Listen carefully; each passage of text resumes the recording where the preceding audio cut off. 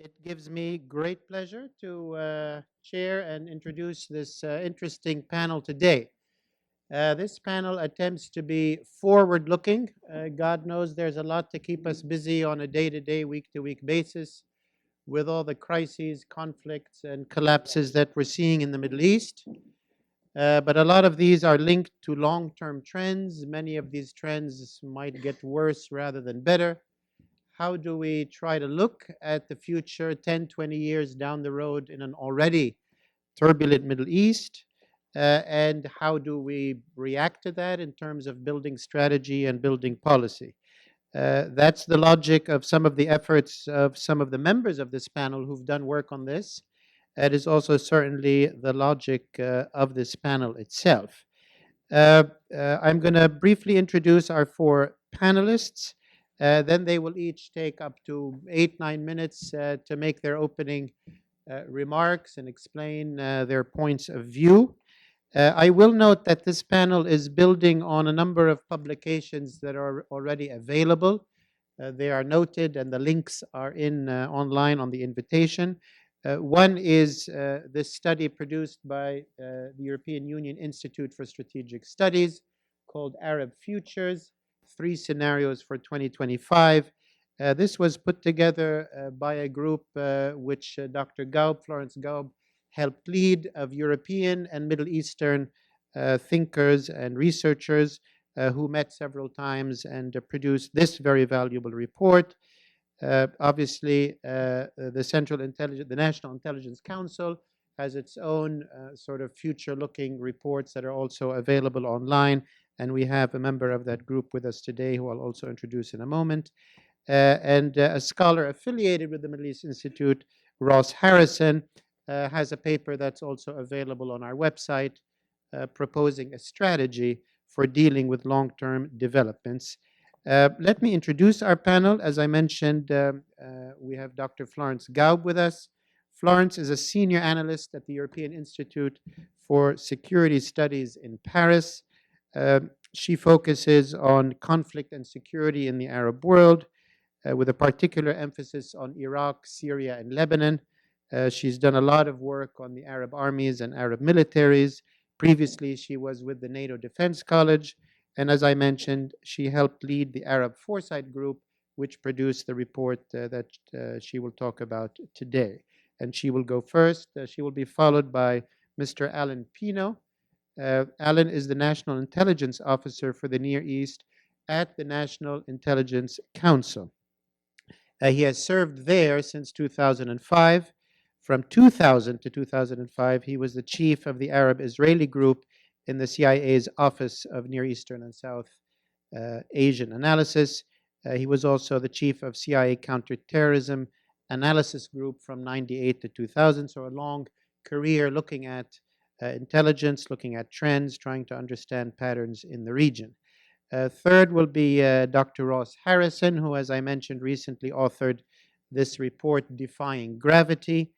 Ross is, as I mentioned, a scholar at the Middle East Institute, but he's on the faculty of the Walsh School of Foreign Service at Georgetown.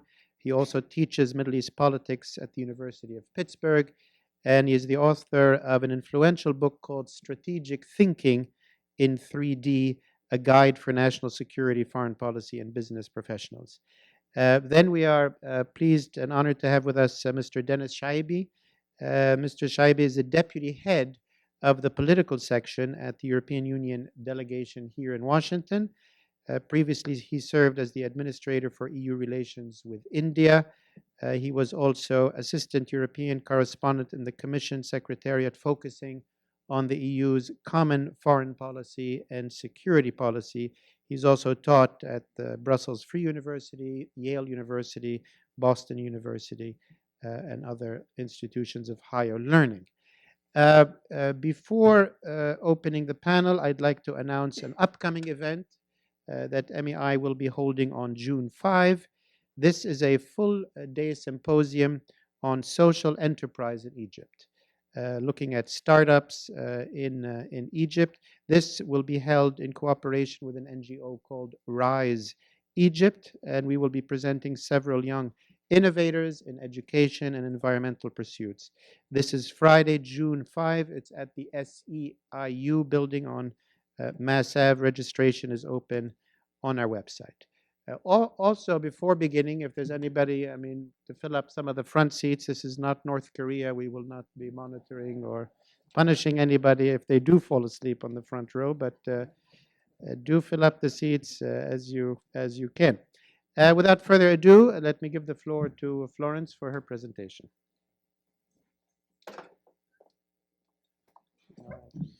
Thank you, Paul.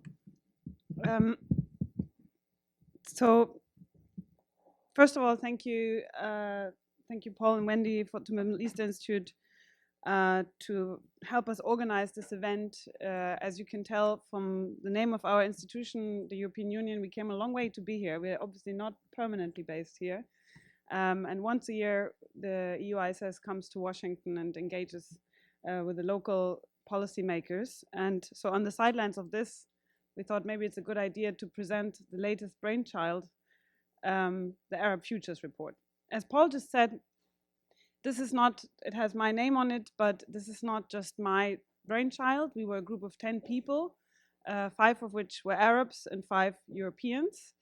Not just Middle Easterners, also North Africans we had in the group. We met on 3 occasions in order to think about the future. Now, why do we want to think about the future? As you know, the present is already scary enough, and that led us to the insight, maybe we're standing too close to the present to actually see what's around the corner, and what if it's even scarier than what we already have.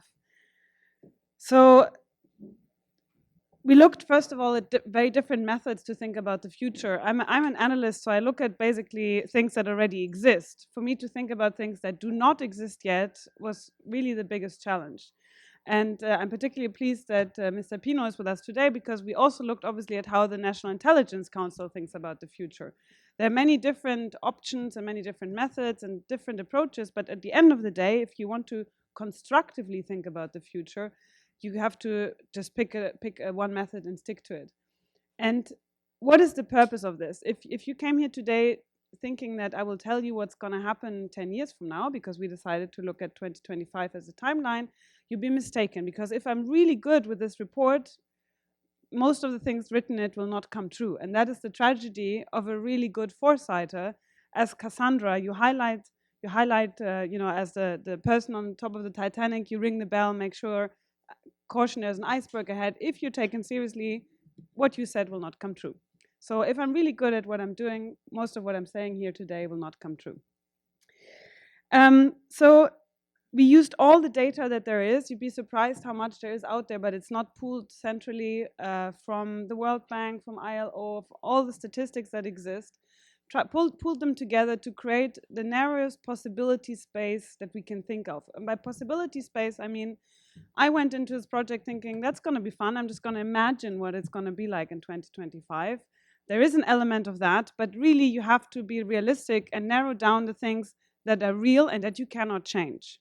And in the case of the Arab world, the things that we cannot change, we looked at basically 8 mega trends that we will not be able to reverse in the next 10 years. So we have to live with them as reality. These megatrends are demographic realities. A lot has been said in 2011 about the youth bulge, a very strong rising young cohort in the Middle East and North Africa. You might not be aware that, especially in the Gulf, the populations keep growing massively. The countries that have seen large-scale unrest in 2011 are actually not even those where it's growing the biggest. Saudi Arabia will reach its peak in demographic growth in 2050. So that keeps growing. And the UAE, for instance, has doubled in population over the last 10 years. So demographic realities is, in my opinion, one of the most important ones. The other trends we looked at that we cannot change are, of course, climate change, urbanization, resources that exist that will be used or not. And I think one thing that's often overlooked when we look at the region, food import dependency. This is all not very sexy, because we tend to think about the region mostly in security terms, terrorism, and so forth. But all of these ingredients make up the background for what we see today and what we will see over the next 10 years. All Arab states are highly dependent on food imports. And the question is not, will they be able to turn it around? Because they will not be able to turn it around over the next 10 years, that dependency, but can they bolster or can they alleviate the impact of food price volatility? Food price is highly volatile, just as the oil price, and where prices spike, like in late 2010, where, for instance, in Egypt, food prices doubled to tripled within a few months, then you have an ingredient for potential political unrest. So these 8 mega trends, we decided these we cannot change, so they create basically the framework for the future that we're looking at. Now, what are actually the game changers? So what are those dimensions, those elements that can change, and who changes them? So for us, the key decision makers that are able to change certain things about the future are, in our opinion, the Arab stakeholders themselves, so Arab decision makers. And American and European stakeholders support or spoil, but they are not the drivers of the scenarios that I will present to you in a second. So what are the game changers or jacking points where the train can go either left or right? We identified 6. So what is a game changer is an aspect of the strategic landscape that can change, that will have a profound impact on where the future will go, and it can be influenced by human beings. So of course, catastrophes and so forth are an option, but since we didn't consider them the most likely, maybe a wild card. Wild cards are a separate aspect of foresighting I'll come to in a second. These 6 are the 6 game changers: youth unemployment, what happens with youth unemployment, what I just mentioned, dependence on food price volatility, so how dependent or how vulnerable are these states to food price volatility, insecurity, regional spillover effects, how a crisis in one country will spill over into others, because that's not a given, democratic change or not, and lastly, inclusiveness of political systems. So democratic change doesn't necessarily come with inclusiveness, and inclusiveness doesn't necessarily mean democratic change, so we separated these two. So if you look at these 6 game changers, we then built 3 scenarios. As always, when we think about the futures, there are 3 possible scenarios. They're not the only ones. We considered they were all more or less equally likely, all depending on what Arab decision makers make with the information that they have and with the room for maneuvering that they have. And we've called them the Arab simmer, Arab implosion, and the Arab leak, the 3 scenarios, leap with a P. And the Arab simmer basically presumes that the Arab states will manage the situation more or less along the lines of today. So there is no real improvement, but enough to keep the boat afloat. And the starting point we used was youth unemployment, how Arab states actually manage youth unemployment. And why did we use youth unemployment? When it's often considered a social and economic issue, in the Arab world, youth unemployment has a real impact, a strategic impact in terms of security and political unrest. That's not just the case in the Arab world, I should say. That's pretty much everywhere the case. When you have about a third of young people, so under 30, unemployed, then you have an immediate potential for political unrest. You can also channel that into economic productivity. So it's not necessarily a bad thing. That's important to keep in mind. There's also an opportunity here. But if you don't, you have the potential for political unrest, which will then feed into insecurity and all the other aspects that you can see in the graphics that are in the report. So while we've been very busy thinking about where the region is going, all the concerns of 2011 have gotten worse. So in other words, we're now across the region at youth unemployment of 28.5%. In the Arab simmer, Arab states do not manage to turn this down.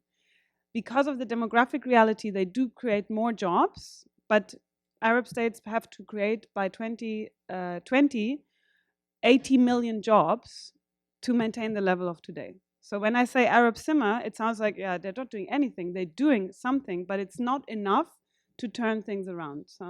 So Arab simmer means we keep youth unemployment at the level of where it is today, more or less 30%. That involves already enough activity, but it will not turn things around. And for me, that means that we'll have more political instability, potentially more unrest, a bigger pool of people available for terrorist organizations to recruit into, and so forth. And in reaction to that, we believe that Arab states will crack down harder, spend more money on defense posture, spend less money on social issues, spend less attention and time on socio-economic reforms, including reducing the dependency on food price volatility. And then you have one spike in oil price followed by a spike in food price, and then you have the same ingredients as 2011. So that's why we called it Arab Simmer, because we keep going in a loop back to the situation of 2011. The most pessimistic scenario, called Arab implosion, presumes that Arab states get so sidetracked in the current situation, preventing another 2011 from happening, that they do not undertake the necessary reforms, and we come to a youth unemployment rate of 35%, which means you take the situation of today and multiply it considerably, even more unrest, even more terrorism, even less cooperation amongst the states, even less time and energy for socioeconomic reforms. So if you think today is already bad, in the Arab implosion, it's a really dark picture. It looks at the different crises. I have not gotten into detail now, such as Syria, Libya, Iraq, basically no stability, but a constant crashing, constant and progressive crash further down. And the last and most optimistic scenario, and that's why I'd like to end on this one, because I want you to walk away with the notion of possibility, the Arab leap.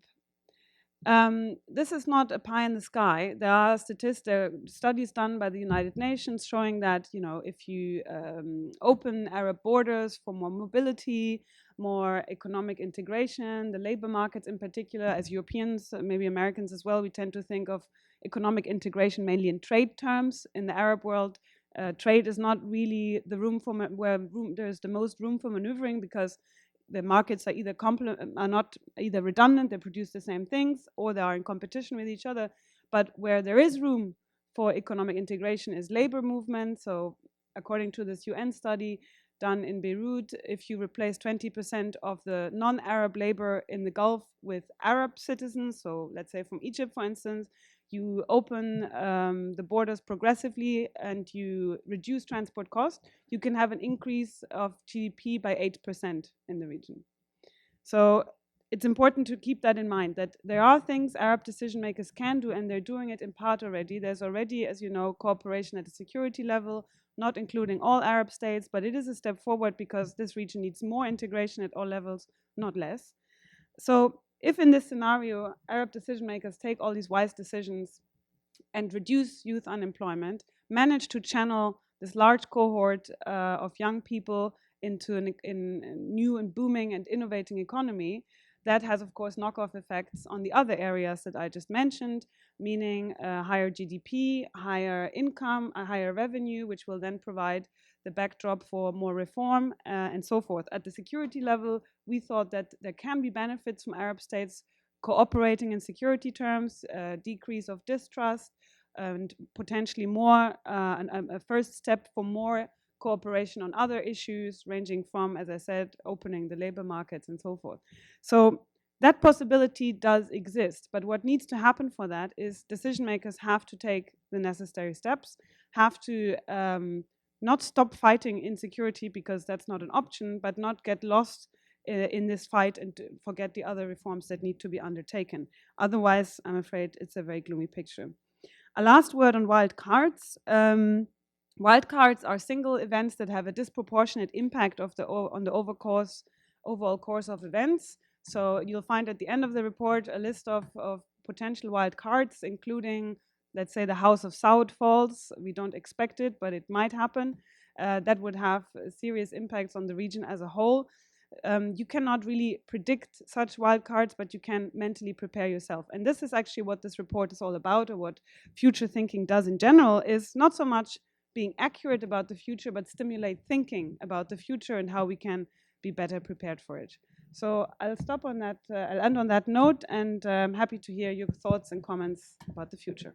Thank you very much, Florence, for presenting very succinctly highlights of a very valuable, very interesting, and rather complex, but yet very clear report, which, as I said, is available. Thank you for that. Alan, can we turn to you for your views?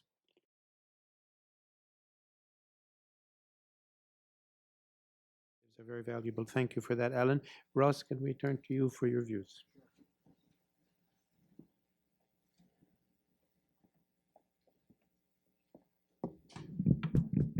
Okay, well, first of all, I want to thank Paul and Ambassador Chamberlain and the entire Middle East Institute team for hosting this event, along with Florence Gaub and the European Union Institute for Security Studies, as well as my fellow panelists.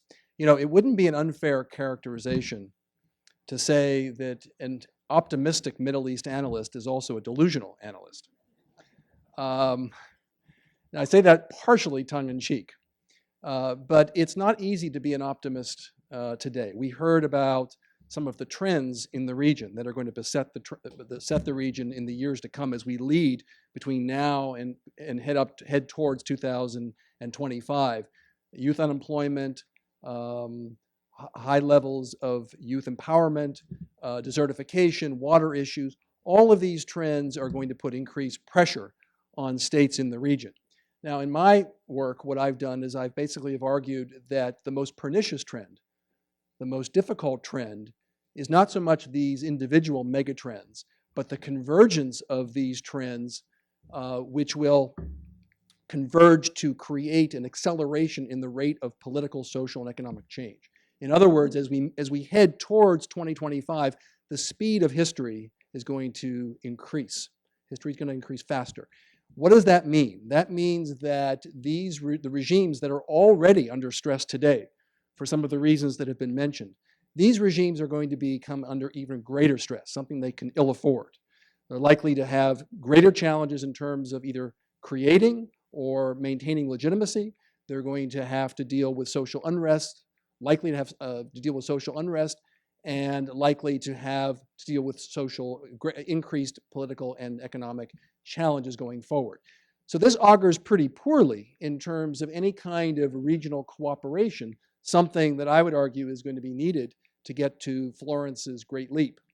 You need to have some kind of leadership and some kind of cooperation among the major powers in the region. So the picture doesn't look very good. On top of the things that have been mentioned by Alan, such as what's happening in Syria today, the increase in the number of failed states, the no end in sight for the civil wars, on and on and on. So it looks pretty depressing. But I think it's important also not to assume, when we think about 2025, not to assume that 2025 will be a mere extension of the present. We have fallen into that trap in the past, and we should avoid it in the future. I'm old enough to remember going back to the 1980s and 1990s when we were at conferences saying that the dictatorial regimes in the Middle East, Mubarak's regime was one of them, that had hollowed out civil society, that had created very little economic opportunity for the bulging youth, that that social contract was going to come to an end. We were talking about this in the 1980s, 1990s. And so, but what happened is when the unsustainable somehow became sustained, we were sort of lulled into a sense of security that somehow the future would be an extension of the present. And we shouldn't have, but we did, both in government and outside government. And we saw what happened in 2010, 2011. It blew, the sky blew, the regimes blew to the sky. So we should not make the same mistake when we think about the future now, that somehow because the region looks like it might be heading towards either a muddling through or a simmer, or even maybe towards an implosion, we should not assume that that's necessarily going to be the case, even though it looks hopeless today. So what do we do with that? What does that mean? I think what we have to do is, to some degree, what Florence has suggested we do, which is to think about what are the drivers, what are the levers that are possible, that could shift the region either towards a more positive future or towards a more depressing future. And coming from a realist perspective, I tend to look at some of the power dynamics, both the power dynamics at the international system level, power dynamics among the great powers, the United States, Russia, China, and Europe, and also look at the power dynamics at the regional level. So let me start with the international system level. You know, there was a period of time, particularly during the Cold War and even before the Cold War, when the French and British were vying for influence in the Middle East, where the Middle East was the receiver of international politics, not the giver. They didn't get a vote. It was the international system that kind of pushed conflict down into the region. Saw it during the Cold War. You saw it when the US invaded Iraq in 2003, changing the distribution of power in the region such that you now do have an emboldened Iran. So we've seen that. But what's happening today is that now the Middle East region gets a vote. They don't just get a vote in what happens in their own region, they actually do get a vote in what happens in the international system. Because what's happening in the Middle East today is globalizing. The conflict itself is globalizing, and it's going to increasingly globalize, and the Middle East is going to be shaping the nature of the international system. And I don't think I have to enumerate many examples to demonstrate that. One is just look at the migration that's coming from the Sahel, from Libya, from Syria, and migrating into now across the Mediterranean into Europe, which will likely change the demographic dynamics in that country inexorably and possibly permanently.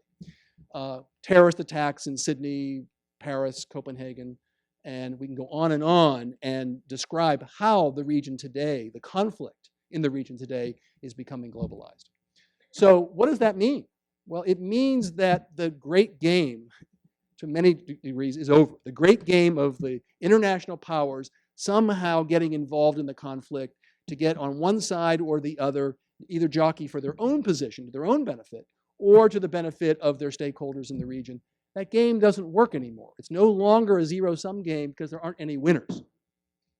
So ideally, what will happen in the future is that we will take the P5+1 model, which hopefully will culminate in a deal next month between Iran and the great powers, that model can be used as a form of international collaboration that can then partner with regional states, regional titans in the Middle East, towards moving towards a better future.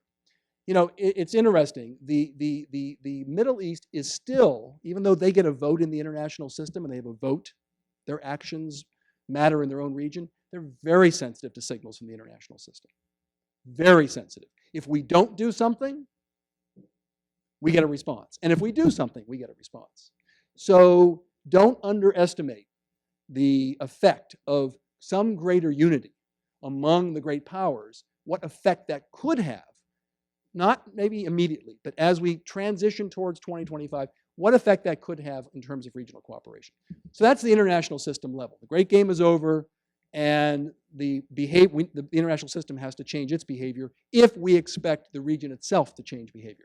Now let's move down to the regional system.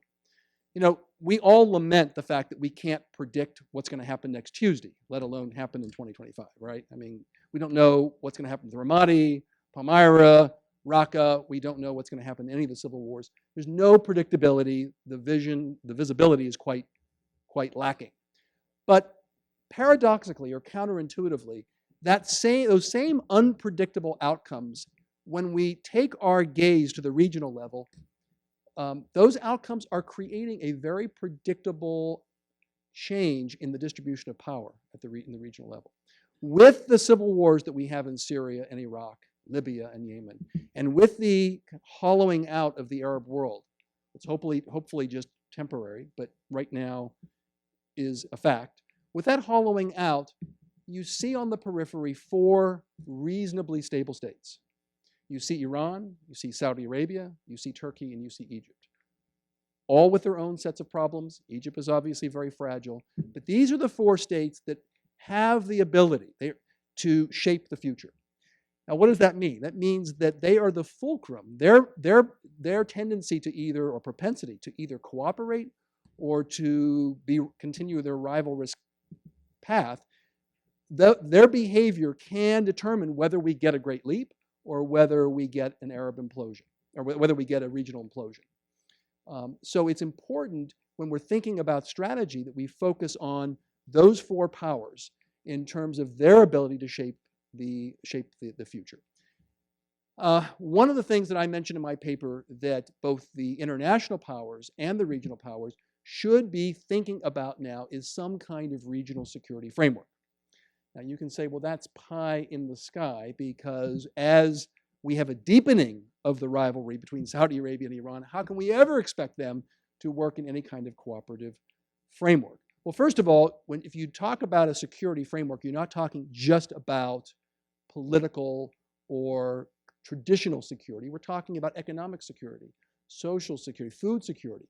There are issues of common interest between these four countries and other countries in the region that very much could be a focus of some form of collaboration and cooperation. So you start in a very sort of the low-hanging fruit first, and as confidence-building measures get increased, or confidence gets built, you then possibly tackle some of the more difficult issues, controversial issues for the region going forward. And so I think it takes a combination of action on the part of the international powers and some form of stakeholdership on the part of the regional powers. These are the two sort of fulcrums that are going to determine what kind of outcome we get in the region going forward. And sometimes, you can say this is never going to happen, and it possibly won't happen. Again, I'm also not in the business of predicting what will happen and what won't happen. I'm not suggesting that we will we will suddenly get cooperation. What I am saying is these are the fulcrums that will shape the future. But if we are skeptical of this, just question what are the alternatives. None of these four countries, neither Saudi Arabia, Iran, Egypt, or Turkey, none of them can reach their full potential in the absence of some form of regional cooperation. None of them can reach their potential if the Middle East continues on the dystopian path that it is now. And possibly they could even lose ground. So we're at sort of an inflection point where the international system, the old modes of behavior are no longer working, and we're at an inflection point in the region where the traditional proxy war, sort of rivalrous zero-sum game mentality is no longer working. It's not just hurting the conflict zones in the region. It's not just hurting the failed states. It's actually hurting the major stakeholders in the region. So that's the direction I believe, if we want a strategy, that's the direction we should be at least pointing to in terms of transitioning from chaos to hopefully by 2025 some form of stability. Thank you very much. Thank you very much, Ross, for putting forward, as you said, a strategic long-term vision of how we could react to these, try to shape the region in the future, and truly regional cooperation at various levels would be one of the key elements. Let's turn now to Mr. Chaibi to hear his views.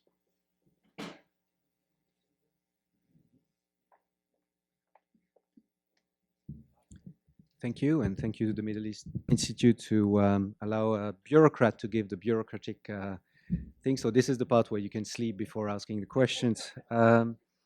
Because after all these lofty talks, I'm going to try to say how the EU sees things, and it's much more realistic in sense of what is the next thing for 10 years from a bureaucratic point of view. But there is a silver bullet to, and I'm going to speak mainly about South Med or North Africa rather than the Gulf and the the South Med, because they're very different. The set of issues, the economy, the demographics are quite different. And as a professor of statistics of mine used to say, you can put your head in the oven and your feet in the freezer. Your body temperature average is fine, but you're dead. So I will try to separate, because what the EU is focusing on and where it has a bit of leverage is South Med. So the silver bullet would be the enlargement. The enlargement has been the most fantastic machine of integration, both in terms of security and in terms of economic development. If you look at the countries from Eastern Europe who joined in 2004, you will see that in terms of historical development, this was the right thing for them in order to grow in a space that was less constrictive than the Russia one. And in terms of economic development, if you look around the world in the last 20, 30 years, you will see that a lot of countries can grow quite quickly from poverty to middle income. And that's the middle income gap. If you have been to Thailand in 1980 or 1985, you would think, this is great, this is a country that's going to be fantastically rich and very dynamic. You can go to Thailand now, it's at the same level as the 80s in terms of average GDP. Why? Because to move from the middle income gap to rich country, from these $10,000, $7,000 to $15,000 is extremely difficult. You have either to be very aggressive in terms of education authority like Singapore or South Korea, or you have to have a kind of equalizing machine that shares the growth and the recipe for that. And that's what the EU has been for the Eastern Europe. So if we would apply this to South Med, I'm pretty sure that the effect would be good. But there are three main reasons why this is a pie in the sky. It won't happen for the next 10 or 15 or 20 years. The first one is that, although people often put the blame on the EU, is that going into the EU is about sharing sovereignty, allowing that other people will tell you what to do, how to do with your sovereignty, and in exchange, you tell them. But it's a kind of community of sharing sovereignty, which it's clear lots of states, lots of Arab states are not ready to do.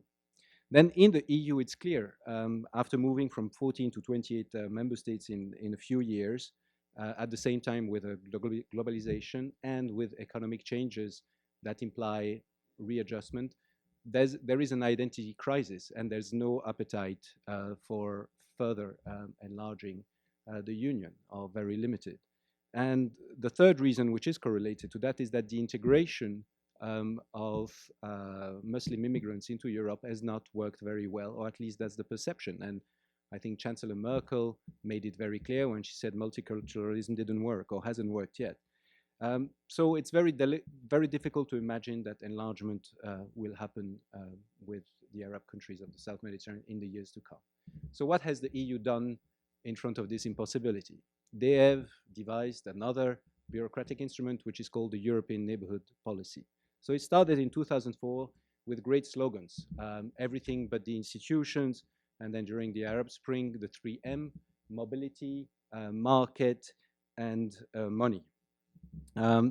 What has been the impact of the European Neighborhood Policy? I mean, the money has been quite substantial. It's 1.5 billion euro a year for the region. It's not nothing. The issue is that with the Syrian war, for example, a lot of this economic development money has been rechanneled towards humanitarian, because that was a very pressing need. In terms of trying to influence the governance of these countries, it hasn't worked that well. In terms of trade, opening trade, the first condition, so for the products to be competitive, was not met. So therefore, there's been limitation as well. And for the reason I've mentioned earlier, migration, mobility has not been satisfactory. But there were basically four fundamental issues in the ENP as it has been carried out. The first was one size fits all. We had not only South Med, but also Eastern Europe. And even within those two very disparate regions, each country is very different. And to adapt the same framework of discussions of progress was clearly a mistake.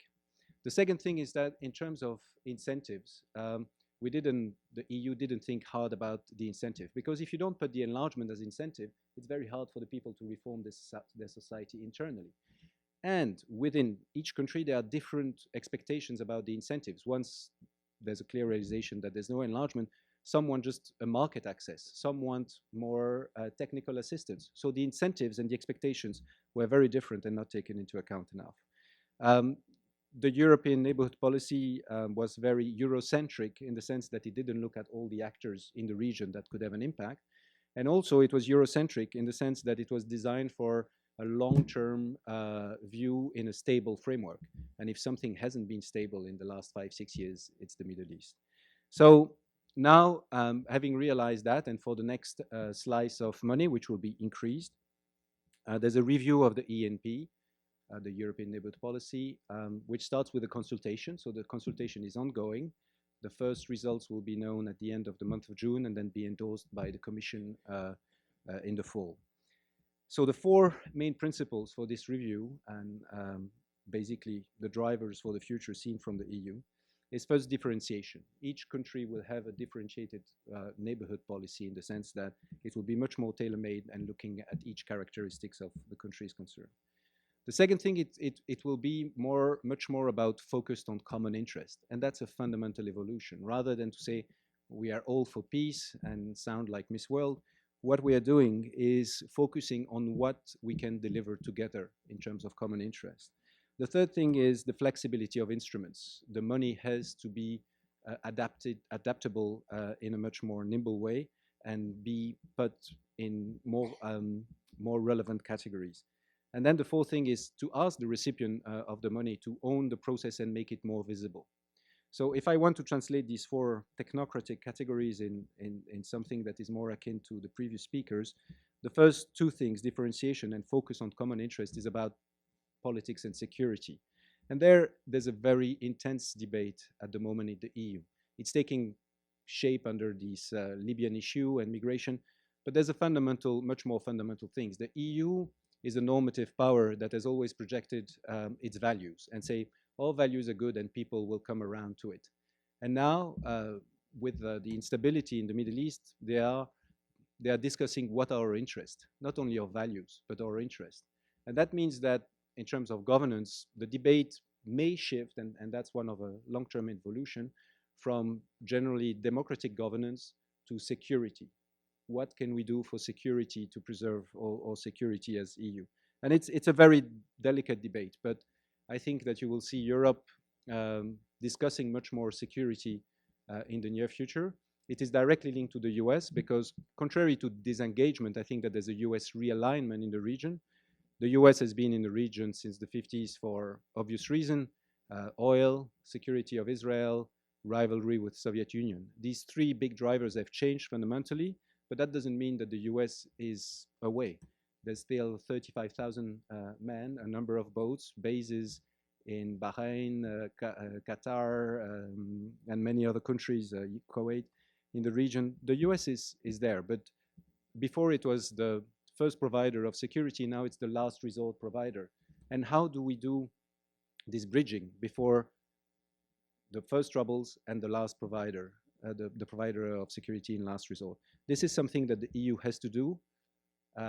Some people think that with the development of CSDP and the continuation of US policies, the EU will have no other options to take on the mantle of security in the region. I don't think that it's possible. The EU will not be able to react that quickly. I think that the possibility is partnership, as you mentioned, regional partnership. It can be a P5+1. It can be a more intense partnership between the US and the EU. But I don't think that the EU alone can fill the space. But what it will do is certainly increase its activity, as we see in Libya, and we will see it in other things. And it will have to prepare itself for a much more challenging position. In terms of flexibility instrument, that's more the economic and trade. I mean, the EU feels that it has been saying the right things for the last 10 years. Regional integration, end of crony capitalism, stop the subsidies. We've been saying that in every single committee that we have for many, many years, but without any leverage. The US is trying to have leverage now with focusing on the investment climate, saying to Tunisia and others, change your laws and our investors will come. The EU is trying to do the same thing with the markets. But at the end of the day, the key movement will have to come from inside. And you can see that General Sisi in Egypt is realizing very clearly, without being an economist, that if he doesn't improve the economy, his reign will be very short. And we hope that this kind of internal realization can be accelerated by us, can be helped by us, but it will have to come from there. And we think that one of the key drivers will be education. The more education, the more, and that's why I think the EU will put a lot of emphasis on the flexibility of instrument to be able to look at education in all its aspects, vocational as higher degree as more basic. Education is also, for the third basket and the last one, social. We have a very, very negative narrative between the EU and the Arab country of Southern Med. In the Arab countries, the EU is perceived as a high moral ground, racist, not sharing everything, and that the EU, the Southern Med, is perceived as a racist threat to identity. And the problem is that immigration in Europe has been a very, very difficult process because, you know, it's not like the US. In the US, almost no history compared to our standards. So nobody can say, oh, I've been here for 2,000 years. and also a very strong nationalism. In the EU, we stopped nationalism after the World War II. We said you cannot be too proud of your country because then you'll end up with war with the other. And we can never have wars again. Here, people are proud to be American, and if it offends other people, they are ready to stand with it. And I can give you a very personal anecdote. I'm born in Morocco. I moved to Belgium very early. And until university, until 20, people would ask me, when are you going back to your country? After 20 years, when are you going back to your country? I went to teach at Yale, and after 1 month, people were happy with what I say, this is great, this is your country, when are you getting the green card? And I was like, but it's just a small anecdote, but it tells you how difficult it is to be an immigrant in Europe, but how Europe feels threatened because it's an interactive process. And I think that in there, our bureaucratic response are not good and are not good enough. The leadership has to be much stronger on both sides of the Mediterranean. If leaders would take the courage, the stance of explaining the economic value of immigration, you would have a much better realization of what is at stake. But it's exactly the opposite which is happening in every other countries. And we are in a very difficult situation because now there is a mix of legal and illegal immigration. So the EU has more legal immigrants than the US every year. But it's not put forward. We put legal and illegal immigration together. We put migration from inside the EU, which is a kind of sacrosanct principle of the EU, with migration from outside of the EU, which are two totally different things. And then we put security on top.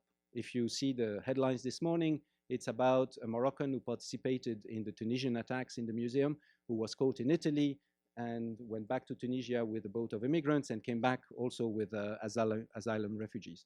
So you can see the complexity of that, and the leadership has not responded yet. And the second thing, which is even more sensitive of leaders taking stands that may be counterproductive for their elections, is the communities. The key solution for the social narrative in the next 10 years is that the communities of immigrants in Europe take a stance reaffirming their identity of a bridge between the two sides of the Mediterranean rather than an antagonistic factor. At the moment, it's an antagonistic factor.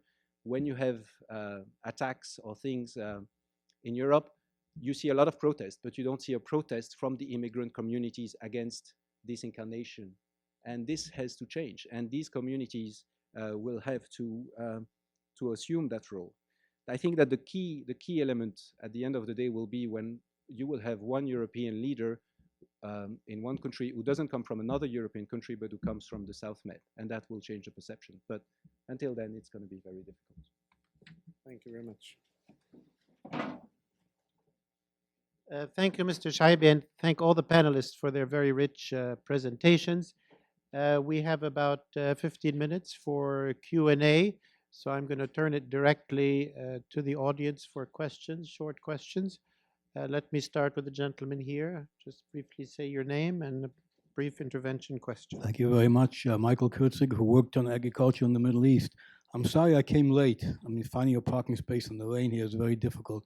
So I only caught the last part of your, what seemed to be an excellent discussion. We did food import projections.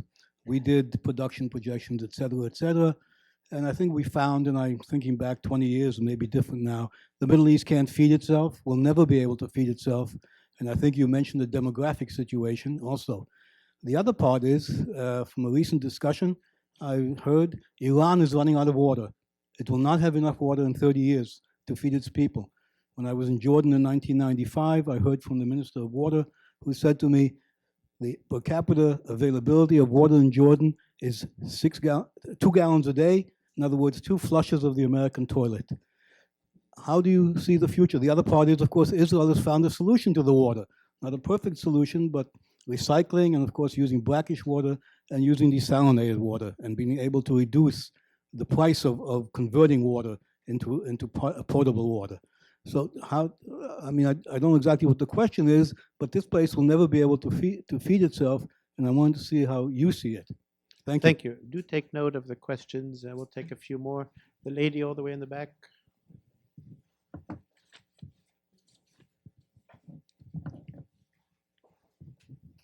Thank you all very much for your remarks. Christina Olney with In Defense of Christians. My question is in particular for Professor Harrison. You've spoken about the balancing act that the US is having to play between Iran and our Gulf allies, in particular Saudi Arabia. The US has clearly taken some measures to assure our allies that we're standing by them, that we, in particular, we've talked about strengthening our defense aid to them. And my question is, in your opinion, has that worked?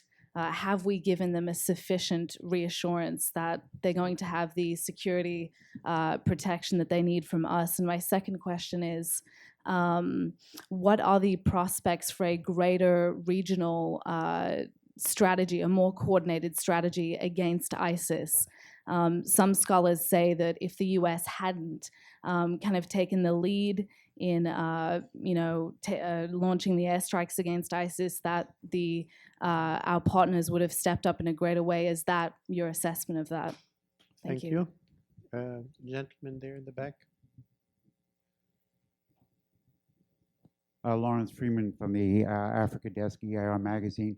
In terms of the long-term scenarios, you left out there is another alternative emerging in terms of the China Silk Road, the AIIB, which Egypt has joined and South Africa has joined as well, the BRICS countries. And they seem to be offering a different alternative than Europe and the United States in terms of development. Sisi was in Russia for the Victory Over Fascism Day. Russia is now building 4 nuclear power plants in Daub and helping Sisi in its development. So with economic development and infrastructure, which Sisi is involved in very aggressively, and spreading to other areas with help of the BRICS, China, and AIB, doesn't this change the future and make it less dependent on the transatlantic nations and give more future to the potentials in the Middle East? Thank you. Gentleman in the front, please. Yes. Thank you so much for your interesting and thoughtful presentation. Introduce yourself. Oh, Abraham Abidor, retired Foreign Agricultural Service. How realistic is it to assume that a perfect storm or a perfect sandstorm can be avoided in 2025,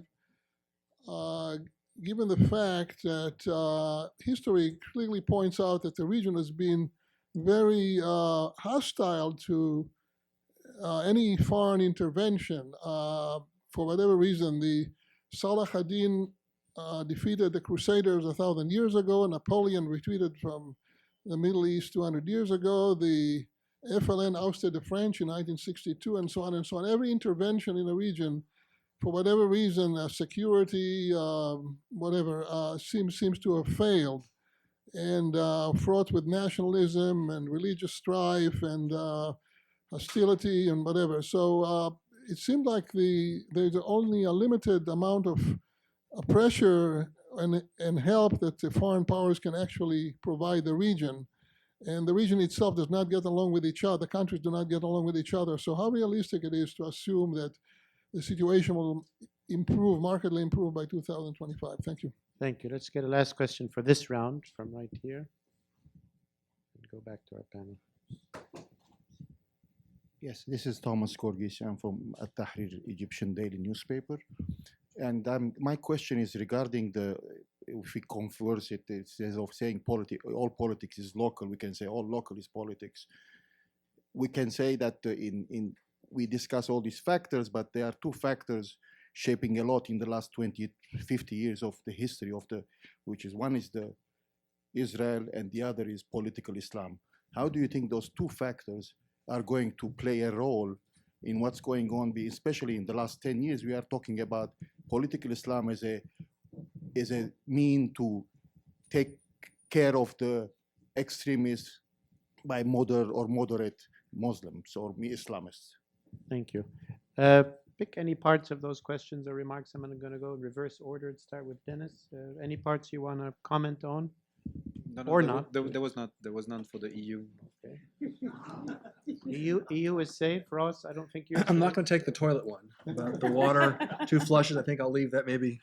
No, I will tackle the question that was, I think, directed at me in terms of balancing. What kind of a job are we doing in terms of balancing power between the Arabs and particularly the GCC countries and Iran. I think we're doing quite a bit, but somehow it's not resonating. I think the demand is greater than somehow from the part of the Saudi. The insecurity is so great on the part of the Saudis and the other Arabs that no matter what we do, we somehow seem to come short. If we look at some of the facts on the ground, if we look at the equipment, and we look at the military prowess of the GCC countries, the competitive advantage they have over Iran is stunning. So we also have troops, as was mentioned earlier. We have the Fifth Fleet in Bahrain. We have bases in Qatar. We are patrolling the Gulf, Persian Gulf. So clearly we are still in the stance of sort of using the Gulf as sort of a bulwark against Iran. What they would like us to do is first of all, they would like us to abandon probably the nuclear track, or ensure that if the nuclear file does culminate in a P5+1 agreement, that we start pushing back aggressively against what they perceive to be Iranian aggression in the region. And I don't think that's going to happen. I think we are unlikely to put the Gulf under a security umbrella. So unfortunately, there's a mismatch between expectations and what we can deliver on politically and militarily. But the asymmetry between the Arab world today in terms of raw military power and what Iran has is stunning. But there's still this, I was in Riyadh just not that long ago, there's still this incredible fear and paranoia about what will happen with Iran once if a nuclear deal is consummated. So that's the answer to that question. And then the regional approach, I think, to ISIS. It's at this point we really this fight is done primarily from the air, particularly in Syria. Iraq, there are some partners, tacit partners and direct partners. The tacit partners are the Iranians and some of the Shia militias that are working not necessarily in coordination with us, but in tandem. And then we've trying to stand up the Iraqi military, but we can't do it fast enough to beat back the Islamic State. So in terms of regional coordination, in terms of defeating ISIS, in Iraq, it's there, but it's not robust enough. In Syria, it really doesn't exist. We really don't have any regional partners on the ground. We have an air campaign. We have what we call moderate rebel forces, which sometimes are moderate, sometimes they're part of Jabhat al-Nusra. They shift back and forth depending upon their affiliation of the day. So we really don't have a viable partnership on the ground. So, and there really is no regional coordinated effort to beat back ISIS. One of the positive things that hasn't been talked about, I think it's positive, is the Arab League's creation of a defense force to be housed in Egypt, mostly consisting of Saudi, GCC country members, Egyptians, and Moroccans, to deal with some of these regional issues. So the good news is that could be a robust sort of front force or cutting force against ISIS. The bad part of it, it could also increase the threat that Iran feels. So those are my answers. Alan, any parts of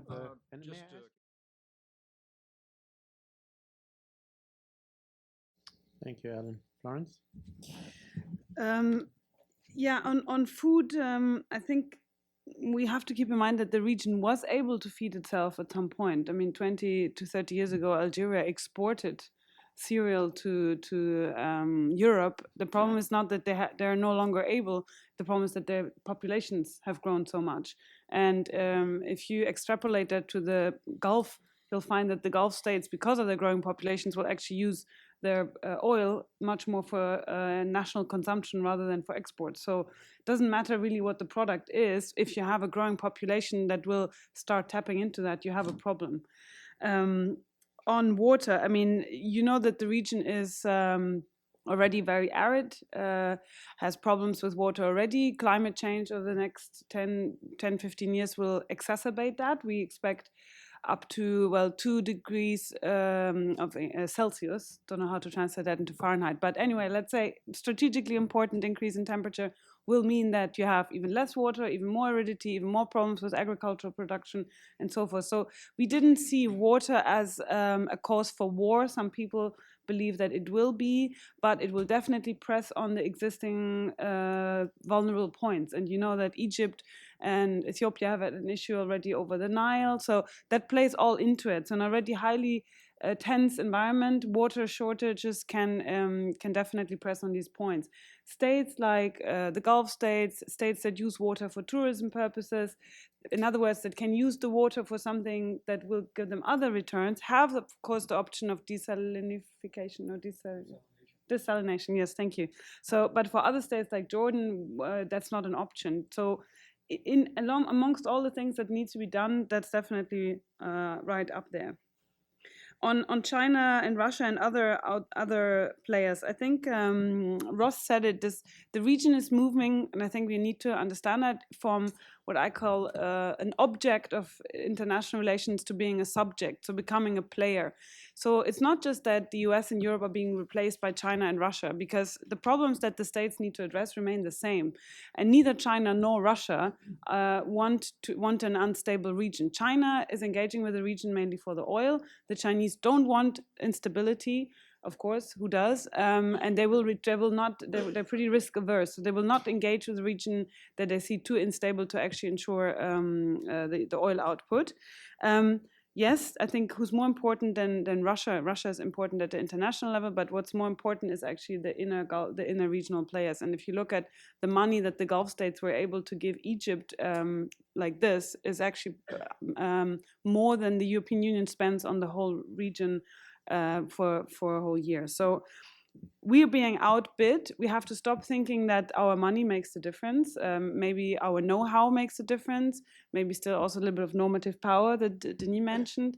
But there are other players, and I think they are mainly in the region rather than necessarily China or Russia. But they tend to replace us as well. Lastly, so political Islam, I'd use a slightly different, but echoing what you said, categorization. I call them revolutionary Islamists, progressive Islamists, and authoritarian ones. In other words, what are the political tools that they're using to achieve more or less the same goal, which is a state system based on Sharia. So the revolutionaries are ISIS or any other group that tries to, but terrorist means achieve a sudden political change. Progressivists are, Ennahda, all the different colors of political Islam trying to use the ballot box. And you also have Iran and Saudi Arabia, because we tend to forget that they're actually also using Islam for political purposes, but with a different outcome. But no matter which one you take, the region itself has to come to terms with the fact that it is a reality on the ground. There are people who voted, not so much in 2012, but in 2011 for the Muslim Brotherhood in Egypt. Where is their political home today? I'm half German. In Germany, after '68, after the student revolution, there was a radicalization of the left. Some turned into the Baader-Meinhof terrorist group. Others founded the Green Party and have been integrated in the political system. In other words, there needs to be a political home. And where is the political home of these people? And this is where I sometimes disagree with some of my Egyptian friends, because I think that just trying to lock them up will not solve the problem in the long run. Not because I share their point of view, but because they have to have a home, a political home. And where is that? And that needs to be figured out by the region itself. Israel, I think Alan has already said what I completely agree with. Lastly, prospects for regional strategy. Had we left the Arabs do it alone, would they have done it? It's an eternal question that goes round in circles.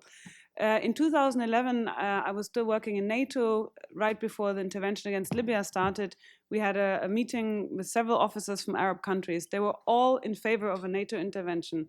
When I said, what about Egypt? Can't you do it? No, we're overstretched at home. What about Algeria? No, Algeria, we don't.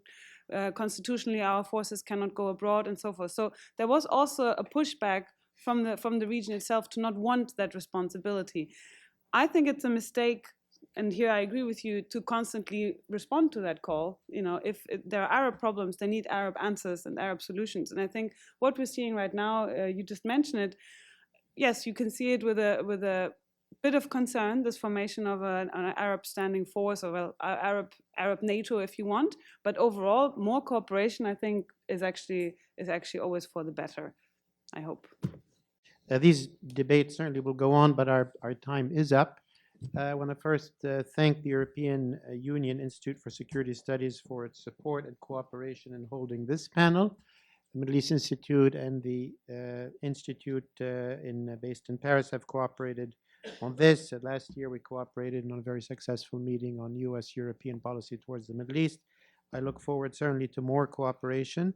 I would also want to thank the European Union and for its support of Middle East Institute activities. And let me announce that on June 12, we have a full-day conference with support from the European Union, which is a result of a research project, and it's about countering violent extremism with participants from Europe and the US and from the Middle East region. Also, that's on the website. You can sign up for that event. Finally, please join me in thanking our panelists for their contributions today.